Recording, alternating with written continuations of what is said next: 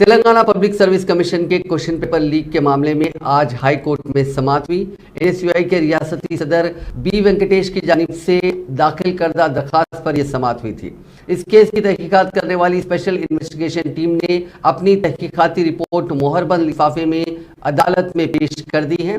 इस मौके पर एडवोकेट जनरल ने बहस में हिस्सा लेते हुए बताया कि इस केस में 18 के मिलजुमला 17 मुलजिमीन को एसआईटी ने गिरफ्तार कर लिया है और न्यूजीलैंड में मुकीम एक और मुलजिम को गिरफ्तार करने की कोशिश की जा रही है।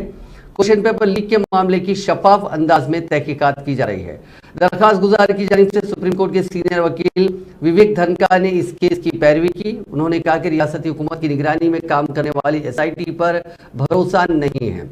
उन्होंने कहा कि किस जिले में किस उम्मीदवार को कितने निशानात हासिल हुए हैं, इसकी इत्तला वजीर तक कैसे पहुंची। उन्होंने कहा कि एसआईटी की तहकीकात सिर्फ छोटे मुलाजमीन तक ही महदूद होकर रह गई। इस मामले में बैरून मुल्क रकमी लेन देन होने का भी एनफोर्समेंट डायरेक्टरेट ने शुबा जाहिर किया है।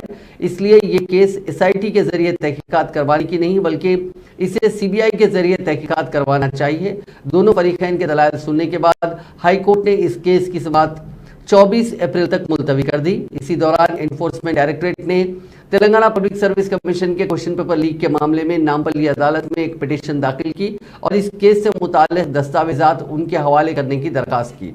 ईडी ने अदालत को बताया कि मीडिया की इत्तलात और पब्लिक डोमेन में दस्तियाब इत्तलात इंटेलिजेंस की इत्तलात की बुनियाद पर ईडी ने ECIR यानी एनफोर्समेंट केस इंफॉर्मेशन रिपोर्ट दर्ज की है।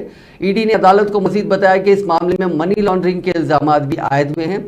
इसलिए इस केस को सेक्शन 48-49 के तहत ईडी को तहकीकात का मुकम्मल हक है।